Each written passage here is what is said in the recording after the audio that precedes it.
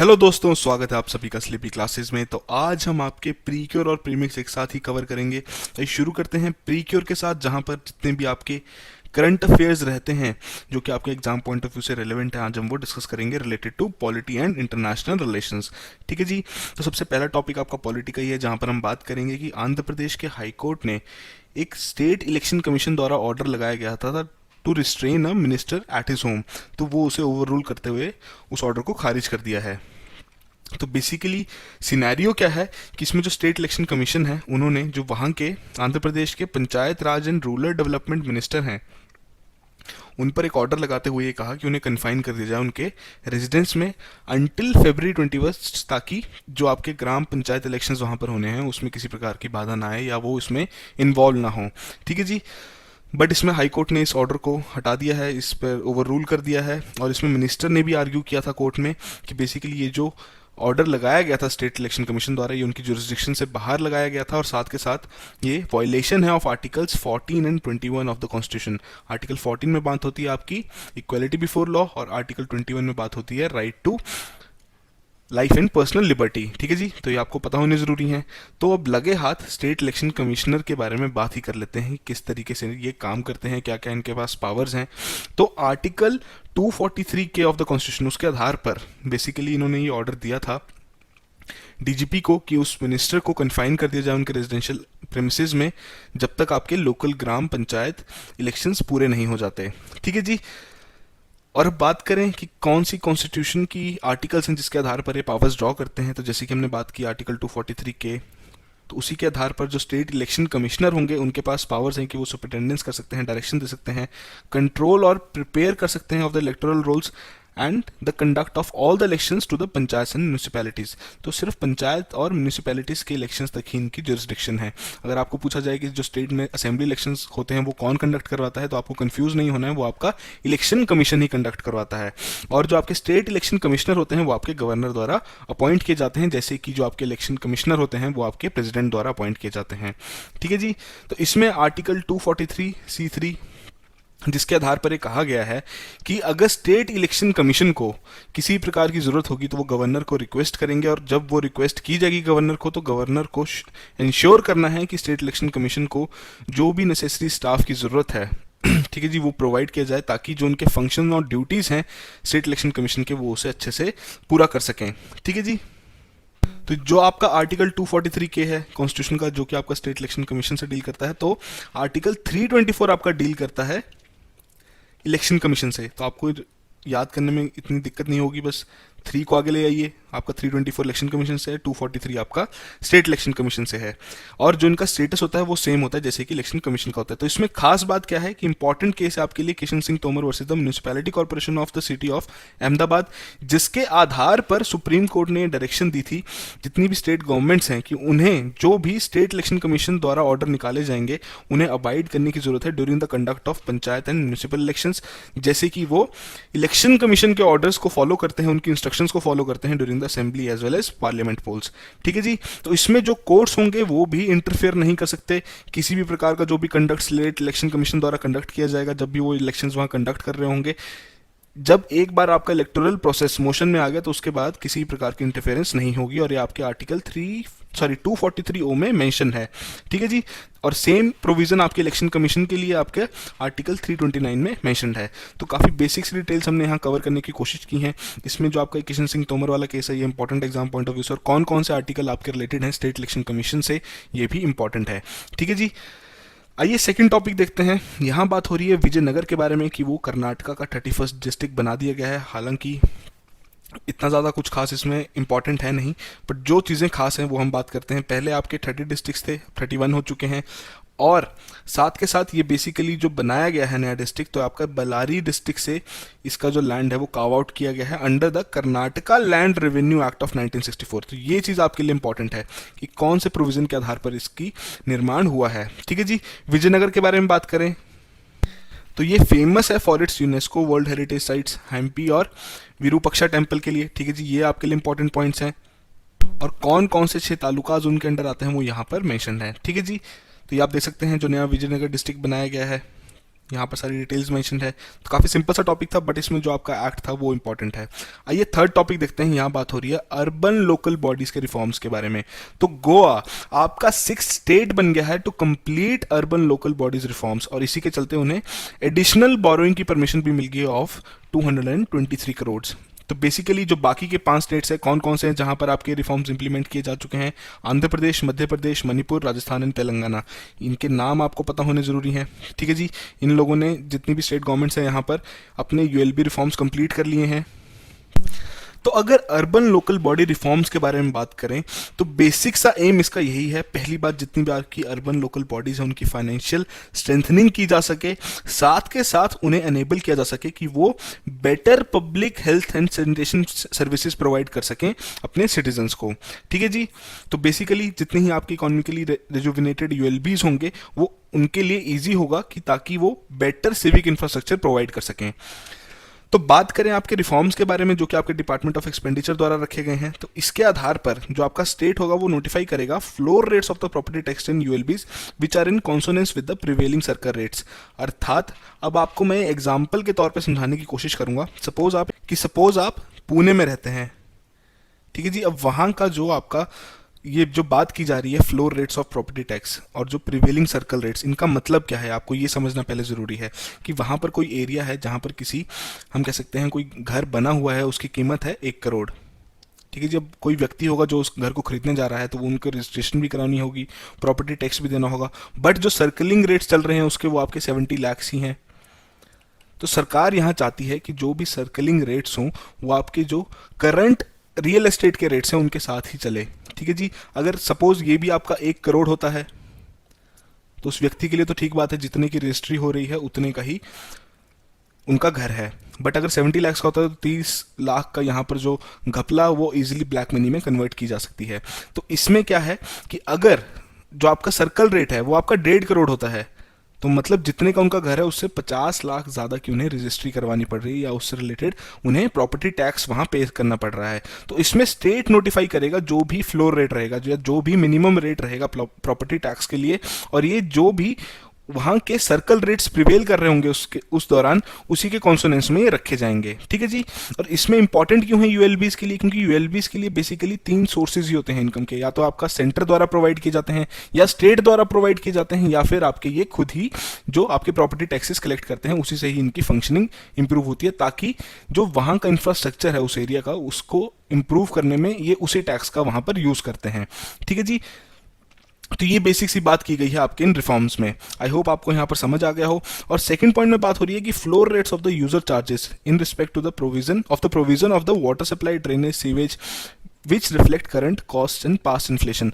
तो ये भी मेंशन किया गया है कि जो भी यूजर चार्जेस लिए जाते हैं related to water supply, drainage, sewerage, तो वो भी स्टेट ही नोटिफाई करेगा वहां पे, जो कि आपकी अर्बन लोकल बॉडीज द्वारा कलेक्ट किए जाते हैं, ठीक है जी। तो इसमें क्या करेंगे स्टेट कि वो एक सिस्टम रखेंगे of periodic increase in the floor rates of the property tax and user charges in line with the price increases. जैसे कि मैंने आपको बताया कि अगर किसी प्रॉपर्टी का रेट बढ़ रहा है तो वहां के जो सर्कल रेट्स होंगे तो वो भी उस तरीके से बढ़ेंगे। अगर किसी प्रॉपर्टी का रेट कम हो रहा है, जैसे अगर हम कोविड-19 के दौरान की ही बात करें, किस तरीके से जो आपके रियल एस्टेट के रेट्स थे ड्यूरिंग द लॉकडाउन वो आपके कम हो गए थे, तो अगर वहाँ के सर्कल रेट्स वही चल रहे होंगे तो रजिस्ट्री में लोगों को दिक्कत आएगी, ठीक है जी। तो इसमें स्टेट एक सिस्टम प्रोवाइड करेगा जिसके चलते जो भी पीरियोडिक इंक्रीज या डिक्रीज है वो स्टेट द्वारा नोटिफाई किए जाएंगे, ठीक है जी। अब यहां पर केंद्रीय सरकार ने आइडेंटिफाई की हैं 4 citizen centric areas for reforms. कौन कौन से हैं कि जो आपकी one nation one ration card system की जो इंप्लीमेंटेशन है उसकी की जाए, ease of doing business reforms लाए जाएं, अर्बन लोकल बॉडी और यूटिलिटी रिफॉर्म्स लाए जाएं, साथ ही साथ आपके पावर सेक्टर रिफॉर्म्स लाए जाएं। तो उसी के आधार पर ये बेसिकली एक हम कह सकते हैं इनिशिएटिव है केंद्र सरकार का बेटर गवर्नेंस के लिए।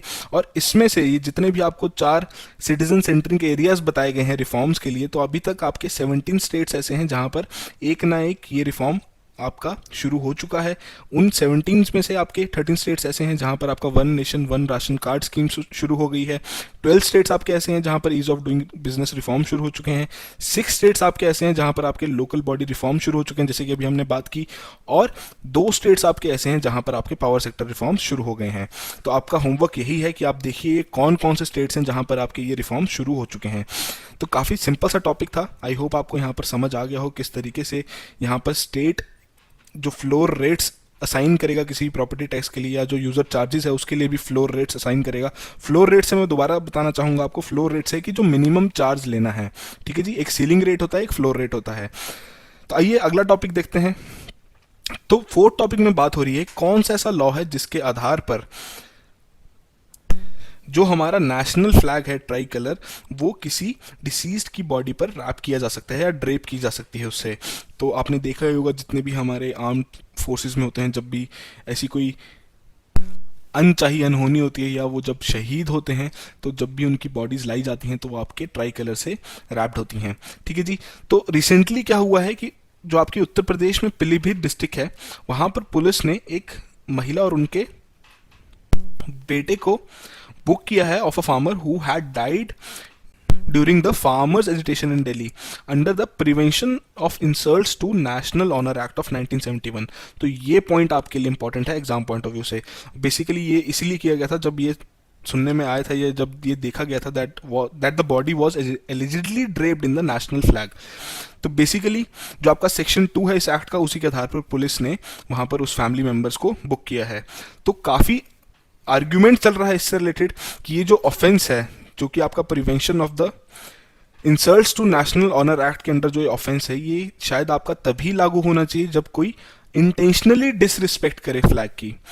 बट आर्ग्यूमेंट ही है, अब दोनों साइड से इसमें आर्ग्यूमेंट चलेगा। But as per the provisions क्या मेंशन किए गए हैं, वो अगर हम बात करें कि जो आपका prevention of insults to the national honour act है, तो आपका ये तो पता लग ही गया है कि ये 1971 में लागू किया गया था, जिसके आधार पर अगर कोई भी व्यक्ति किसी भी प्रकार की इंसल्ट करता है to the Indian national symbols, जैसे कि आपके नेशनल फ्लैग हो गए, कॉन्स्टिट्यूशन हो गया, नेशनल एंथम हो गया, इंडियन मैप हो गया, as well as contempt of the constitution of India हो गया, तो उन्हें वहां पर पेनलाइज किया जाएगा। तो इसमें जो आपका सेक्शन 2 है इस एक्ट का, उसके आधार पर लिखा गया है insults to the Indian national flag and constitution of India, कि अगर कोई भी ऐसे पब्लिक प्लेस पर किसी प्रकार की कोई एक्टिविटी करता है, जैसे फ्लैग जला दिया या उसे म्यूटिलेट कर दिया या कोई भी डिस्ट्रॉय करने की कोशिश की जाती है, तो उसे माना जाएगा as content to the Indian national flag और द कॉन्स्टिट्यूशन ऑफ इंडिया, जहां पर उस व्यक्ति को पनिशमेंट मिल सकती है इम्प्रिजनमेंट की फॉर द टर्म विच में एक्सटेंड अप टू 3 years, या फिर फाइन भी हो सकता है, या फिर दोनों चीज़ें भी यहाँ हो सकती हैं।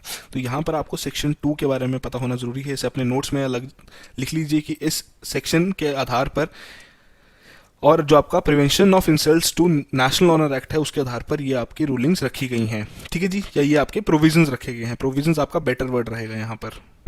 और इसी एक्ट के आधार पर ये लिखा गया है कि जो आपका नेशनल फ्लैग है, बेसिकली उसे यूज किया जा सकता है as a drapery in any form whatsoever except in state funerals और आर्म्ड फोर्सेज और अदर पैरामिलिट्री फोर्सेज फ्यूनरल्स। मतलब जितने भी आपके स्टेट फ्यूनरल्स या आर्म्ड फोर्सेज या पैरामिलिट्री फोर्सेस के जो फ्यूनरल्स है, वहां पर आपका ये नेशनल फ्लैग यूज किया जा सकता है एज अ ड्रेपरी, अदरवाइज किसी भी केस में नहीं किया जाएगा।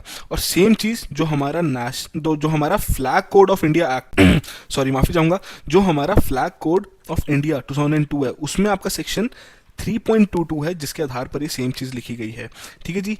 इसके अलावा इसे डिटेल में बताने के लिए किस तरीके से इस फ्लैग का यूज किया जाएगा, तो section 3.58 of the flag code of India 2002, उसके आधार पर लिखा गया है कि जब भी आपके किसी भी स्टेट मिलिट्री या सेंट्रल पैरामिलिट्री फोर्सेस के फ्यूनरल्स में फ्लैग का यूज किया जाएगा एज अ ड्रेपरी, तो वो एक पर्टिकुलर तरीके से यूज किया जाएगा कि जो सेफ्रन होगा, जो हमारे फ्लैग में जो सेफ्रन कलर है, वो towards the head of the coffin होगा, ठीक है जी। And flag shall not be lowered into the grave और बर्न्ट इन द फायर। तो ये इस चीज की ध्यान रखने की बहुत जरूरी है। अब पुलिस और आर्म फोर्सेस का तो हो गया, उसके अलावा जो आपके स्टेट फ्यूनरल्स हैं वो आपके कब होते हैं, जब कोई भी व्यक्ति जो कि ऑफिस होल्ड कर रहे हो या कर चुके हैं as a president, vice president, prime minister, cabinet minister या फिर चीफ मिनिस्टर, तब आपका ये नेशनल फ्लैग यूज किया जाता है उनके फ्यूनरल में, ठीक है जी। तो ये बेसिक सी डिटेल्स थी, ये बेसिक सा एक्ट था जिसके बारे में आपको पता होना जरूरी है। तो यहाँ पर इंपॉर्टेंट यही है कि जो जो एक्ट्स यहाँ पर बताए गए हैं उनके बारे में आप नोट कर लीजिए अलग से, और कौन कौन से सेक्शन के आधार पर क्या क्या चीज़ें लिखी गई हैं वो भी नोट कर लीजिए। ठीक है जी। तो आइए आज का लास्ट टॉपिक देखते हैं। ये आपका इंटरनेशनल रिलेशन से रिलेटेड है, जहां पर बात होगी कि कोलंबिया ने ग्रांट की है temporary legal status to the Venezuelans. ठीक है जी। तो आपको पता ही है वेनेजुला में किस तरीके की कंडीशंस चल रही हैं, वहाँ पर अथॉरिटेरियन वहाँ पर रूल चल रहा है, जिसके चलते काफ़ी वेनेजुलन्स वहाँ से एस्केप कर रहे हैं। तो उसी से रिलेटेड काफ़ी आपके कोलंबिया में भी एंटर कर चुके हैं विदाउट परमिशन। तो इसी से रिलेटेड कोलंबिया ने रिसेंटली अनाउंस किया है कि Venezuelans will have temporary protected status for the next 10 years in what is being called as a historic decision.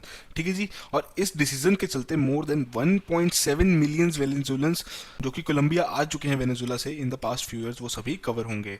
So basically क्या ये मूव है, तो इसमें क्या है कि जितने भी वेनेजुलियंस आपके कोलंबिया एंटर कर चुके हैं विदाउट परमिशन बिफोर जनवरी 31st, वो एलिजिबल होंगे for the legalisation, and those who have already have a legal status will have a decade to reapply for the permission to stay in the country।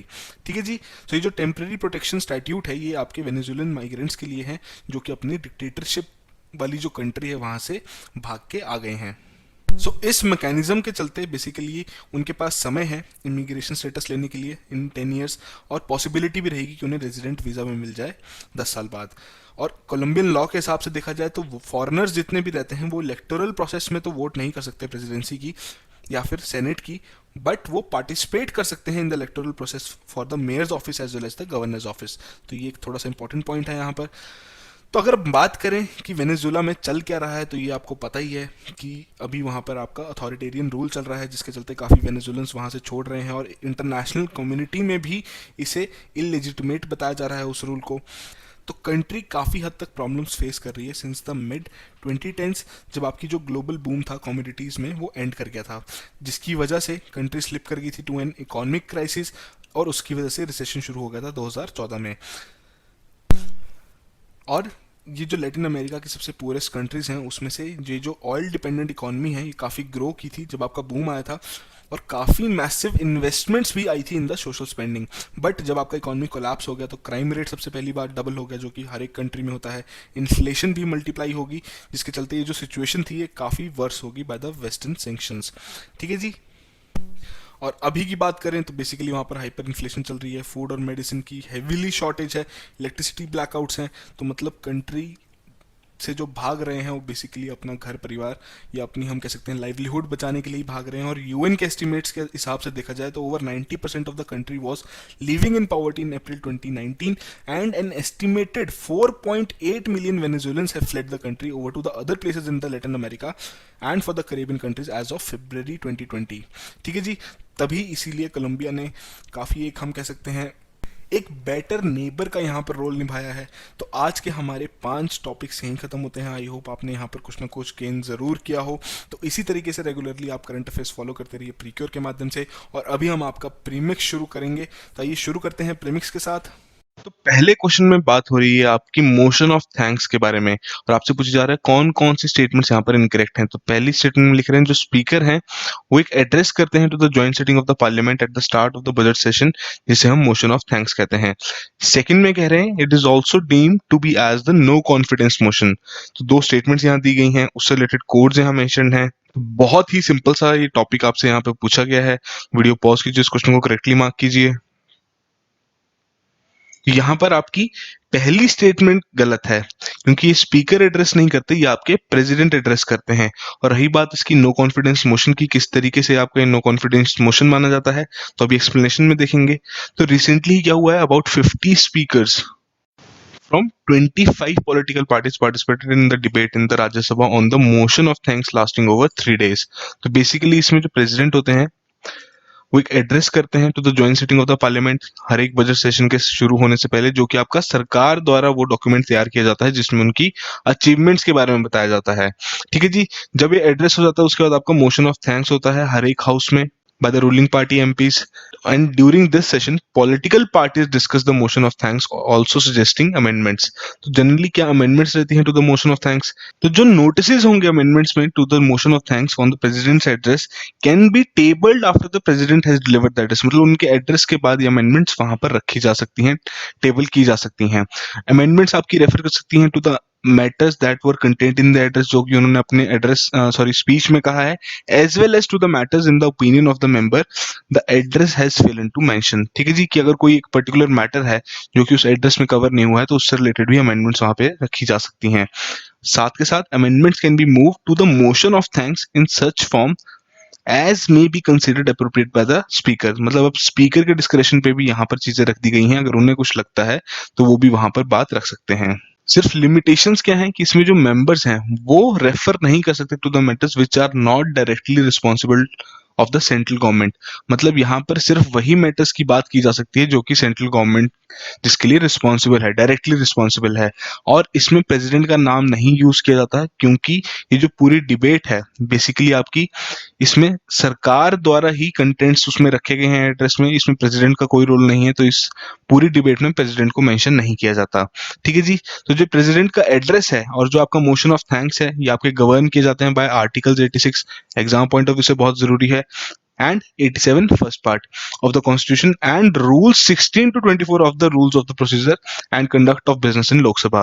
तो ये basic सी information है जो कि आपके exam point of view से काफी important है। तो इसमें जितने भी मेंबर्स रहते हैं पार्लियामेंट के वो वोट करते हैं on this motion of thanks, और ये जो आपका मोशन है ये दोनों हाउसेज में पास होना बहुत जरूरी है। अगर ये आपका मोशन पास नहीं होता है तो उसकी वजह से एक डिफीट मानी जाती है सरकार की और सरकार वहां पर कोलैप्स भी कर सकती है, इसीलिए इसे हम नो कॉन्फिडेंस मोशन भी कहते हैं। ठीक है जी, तो काफी सिंपल सा टॉपिक था ये, आई होप आपने इसको करेक्टली मार्क किया हो। आइए सेकंड क्वेश्चन देखते हैं।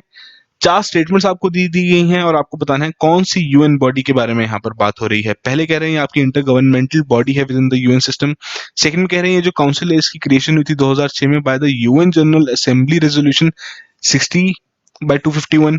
थर्ड में कह रहे हैं जो मेंबर स्टेट्स हैं वो बेसिकली आपकी यूएनजीए द्वारा इलेक्ट किए जाते हैं by direct and secret ballot. और लास्ट कह रहे हैं ये कंडक्ट करते हैं यूनिवर्सल पीरियोडिक रिव्यू। तो इससे ही आपको पता लग गया होगा कि यहाँ पर किसके बारे में बात हो रही है, बट स्टिल वीडियो पॉज कीजिए, इस क्वेश्चन को करेक्टली मार्क कीजिए। तो यहाँ पर बात हो रही है United Nations human rights council के बारे में। ठीक है जी, एक्सप्लेनेशन देखते हैं। तो बेसिकली यूएस ने अनाउंस किया है कि वो प्लानिंग कर रहे हैं to re engage with the United Nations human rights council. जैसे कि जो उनके पिछले प्रेसिडेंट थे ट्रम्प भाई साहब, उन्होंने विड्रू कर लिया था उनके टेन्योर में इस ऑफिस से। ठीक है जी, तो इसके हेडक्वार्टर्स कहाँ हैं आपके, जेनेवा स्विट्जरलैंड में। एग्जाम पॉइंट ऑफ व्यू से आपको पता होना जरूरी है। हर साल यहाँ पर इसके इलेक्शंस होते हैं फॉर 47 मेंबर्स जो कि आपके सर्व करते हैं किसी भी वक्त। और इलेक्शंस बेसिकली आपके बेस्ड होते हैं on the allocations to the regions across the world to ensure geographical representation, की हर एक दुनिया के कोने से रिप्रेजेंटेशन रहे इस काउंसिल में। तो इसीलिए इस तरीके से आपकी एलोकेशंस की जाती हैं रीजन वाइज। हर एक मेंबर का जो टर्म होता है बेसिकली इसमें आपका 3 साल का होता है, और किसी भी कंट्री को अलाउ नहीं किया गया है कि वो कोई सीट ऑक्यूपाई कर सकते हैं मोर देन 2 कंसेक्यूटिव टर्म्स। ठीक है जी, जो यूएनएचआरसी है वो पास करते हैं आपका non binding resolutions on human rights issues through a periodic review of all 193 UN member states, जिसे हम यूनिवर्सल पीरियोडिक रिव्यू कहते हैं। तो जब मैंने आपसे क्वेश्चन में इसके बारे में कहा था तो वहीं क्लियर हो गया था कि कौन सी काउंसिल के बारे में यहाँ बात हो रही है। तो काफी सिंपल सा टॉपिक था, आई होप आपने इसको करेक्टली मार्क किया हो।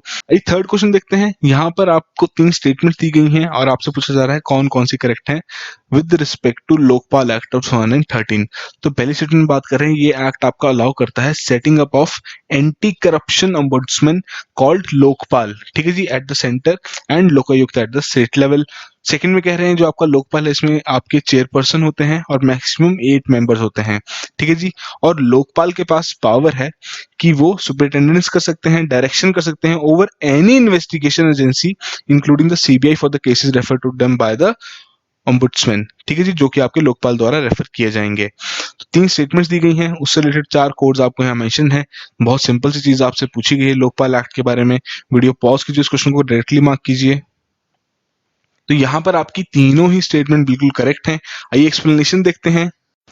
तो सेंटर, केंद्रीय सरकार ने रिफ्यूज कर दिया है कि वो डिस्क्लोज नहीं करेंगे the minutes of the Lokpal selection committees meetings, और उनका जो डिसीजन है now it has been upheld by the central information commission.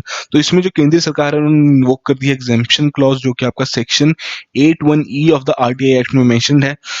ठीक है जी, तो जो मेंबर्स हैं बेसिकली आपके आप प्रेसिडेंट द्वारा अपॉइंट किए जाते हैं on the recommendation of a selection committee. अब उस सिलेक्शन कमेटी में कौन कौन है?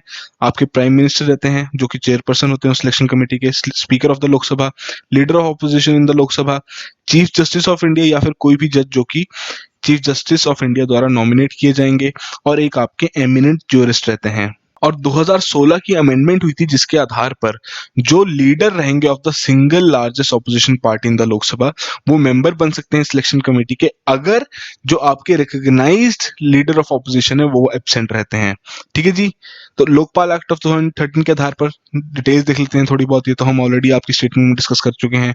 साथ में ये आपके कवर करते हैं all categories of public servants including the prime minister also, but जो आपकी आर्म्ड फोर्सेस हैं, ये काफी इंपॉर्टेंट पॉइंट है, ये आपके लोकपाल के एम्बिट में नहीं आती हैं। साथ के साथ ये एक्ट आपका इनकॉर्पोरेट करता है provisions for the attachment and confiscation of the property जो कि एक्वायर की जाती है करप्ट मींस द्वारा, even while the prosecution is pending, कि अगर आपका रिजल्ट भी नहीं आया है, कोर्ट ने कोई डिसीजन भी नहीं दिया है, फिर भी वो जितनी भी प्रॉपर्टी आपकी करप्ट मींस द्वारा एक्वायर की होगी उसे वहां पर वो कॉन्फिस्केट कर सकते हैं। साथ के साथ जो आपके लोकायुक्त हैं जो कि स्टेट लेवल पर बनाए जाते हैं, तो स्टेट्स को इंस्टीट्यूट करने हैं Lokayukta within 1 year of the commencement of the act, और ये एक्ट इंश्योर करता है कि जितने भी पब्लिक सर्वेंट्स हैं who act as a whistle blowers are protected, कि जितने भी अगर कोई ऐसा व्यक्ति है जो अंदर की खबर बता रहे हैं कि इस तरीके से करप्शन हुई है उनके डिपार्टमेंट में, तो उनको प्रोटेक्शन देने का भी इनके पास प्रोविजन है। सो इस एक्ट के आधार पर लोकपाल समन कर सकते हैं या क्वेश्चन कर सकते हैं किसी पब्लिक सर्वेंट को, अगर किसी प्रकार का कोई ऐसा केस बनता है उनके against, even before N investigation agency जैसे कि आपकी विजिलेंस या फिर सीबीआई होगी, अगर वो अपना काम शुरू भी नहीं किया उससे पहले भी वो समन कर सकते हैं और क्वेश्चन कर सकते हैं। और कोई भी ऑफिसर रहेगा जो सीबीआई का जो कि इन्वेस्टिगेट करेगा इस तरीके का केस, उनकी ट्रांसफर नहीं होगी without the approval of the Lokpal. ठीक है जी। तो हर तरीके से इंश्योर किया गया है कि अकाउंटेबिलिटी बनी रहे, ट्रांसपेरेंसी बनी रहे, और जो भी इन्वेस्टिगेशन होगी वो आपकी 6 महीने के अंदर अंदर कंप्लीट होना जरूरी है। हालांकि जो आपका लोकपाल और लोकायुक्त है उन्हें कुछ एक्सटेंशन भी अलाउ की गई है of 6 months at the time provided the reasons for the need of such extensions are given in the writing. ठीक है जी। अगर कोई ऐसी दिक्कत आती है या उन्हें थोड़ा और ज्यादा समय चाहिए तो उन्हें राइटिंग में देना पड़ेगा, और इस प्रकार की उन्हें एक्सटेंशंस प्रोवाइड की जा सकती हैं। और आपके स्पेशल कोर्ट्स इंस्टीट्यूट किए जाएंगे ताकि जितने भी केसेस आपके लोकपाल द्वारा रेफर किए गए हैं उनका ट्रायल्स वहां पर कंडक्ट किए जा सकें। तो ये बेसिक सी डिटेल्स थी, काफी इंपॉर्टेंट पॉइंट है इसमें एग्जाम पॉइंट ऑफ व्यू से अगर देखा जाए। आइए फोर्थ क्वेश्चन देखते हैं। यहाँ पर आपको 4 ये ऑप्शन दी गई हैं और आपसे पूछा जा रहा है क्या ये करेक्टली मैच्ड है या नहीं। सबसे पहले कह रहे हैं आर्टिकल 121 के बारे में कि आपके अपॉइंटमेंट ऑफ जजेस से रिलेटेड है। सेकंड कह रहे हैं आर्टिकल 105 के बारे में कि आपके प्रिविलेजेस और इम्यूनिटीज हैं जो कि आपके दोनों हाउसेस जो कि पार्लियामेंट के हैं उनके द्वारा एंजॉय किए जाते हैं। थर्ड में कह रहे हैं आर्टिकल 127 के बारे में कि आपका कोर्ट मार्शल से रिलेटेड है, या फिर फोर्थ में कह रहे हैं आपका आर्टिकल 194 कि आपका प्रिविलेजेस और इम्यूनिटीज हैं रिलेटेड टू स्टेट लेजिस्लेचर्स। 4 यहाँ पर आपको दिए गए हैं ऑप्शंस, उससे रिलेटेड 4 कोड्स यहाँ पर मेंशन किए गए हैं और आपको बताना है कौन कौन से करेक्टली मैच हैं। तो वीडियो पॉज कीजिए, इस क्वेश्चन को करेक्टली मार्क कीजिए। तो यहाँ पर आपकी सेकंड और फोर्थ ऑप्शन ही करेक्ट है। पहले में जो आर्टिकल 121 के बारे में बात की जा रही है वो बेसिकली इसमें आपका ये कहा गया है किसी प्रकार के एलिगेशंस आपके जो सिटिंग या करंट जज के बारे में हैं या फिर फॉर्मर जज के बारे में है वो अलाउ नहीं किए जाएंगे। और आर्टिकल 127 के बारे में बात हुई है, बेसिकली इसमें आपके जो एड हॉक जजेस रहते हैं सुप्रीम कोर्ट के, उनकी अपॉइंटमेंट से रिलेटेड बात हुई है। ठीक है जी। तो कंटेक्स्ट के बारे में बात करें तो रिसेंटली एक एमपी ने इशू किया है एक breach of privilege notice against another Congress MP in the Lok Sabha for her remarks against the former chief justice of India. तो आप समझ ही होंगे कौन से एमपी की यहाँ पर बात की जा रही है। तो बेसिकली ये जो आपका डिबेट चल रहा था, मोशन ऑफ थैंक्स पे हाउस बात कर रहा था, तो उसी दौरान ये रिमार्क्स रखे गए थे।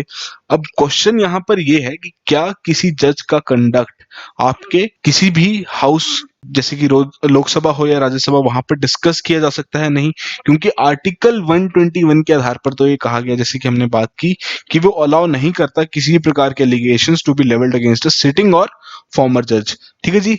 पार्लियामेंट्री प्रिविलेजेस के बारे में आपको पता ही है कि एक तरीके के राइट्स या फिर हम इम्यूनिटीज कह सकते हैं जो कि आपके लेजिस्लेचर्स द्वारा एंजॉय किए जाते हैं, जिसमें लेजिस्लेचर्स को प्रोटेक्शन दी जाती है अगेंस्ट सिविल और criminal liability for the actions done, या फिर किसी प्रकार के अगर वो स्टेटमेंट्स बनाते हैं या देते हैं during the course of their legislative duties. ठीक है जी, तो इसी से रिलेटेड जो जितनी भी आपकी ये पावर, प्रिविलेज और इम्यूनिटीज हैं आर्टिकल 105 में मेंशन्ड है, जो कि आपके इंडियन पार्लियामेंट से रिलेटेड है। और जो आपका आर्टिकल 194 है, वहां पर आपके स्टेट लेजिस्लेचर्स, उनके मेंबर्स और उनकी कमेटी से रिलेटेड जो भी पावर्स, प्रिविलेजेस और इम्यूनिटीज हैं वो इसमें मेंशन्ड है। ठीक है जी, तो बेसिक डिटेल्स इस टॉपिक के बारे में। तो आइए अगला क्वेश्चन देखते हैं। तो यहाँ बात हो रही है कि कोई भी प्रेसिडेंट या फिर गवर्नर वो आंसरेबल नहीं है to any court for the exercise and performance of the powers and duties of his office. तो ये प्रोविजन कौन से आर्टिकल में लिस्टेड है? आर्टिकल 50 में, आर्टिकल 121 में, आर्टिकल 361 में, आर्टिकल 154 में। बहुत ही सिंपल सा स्ट्रेट फॉरवर्ड क्वेश्चन आपसे यहाँ पूछा गया है।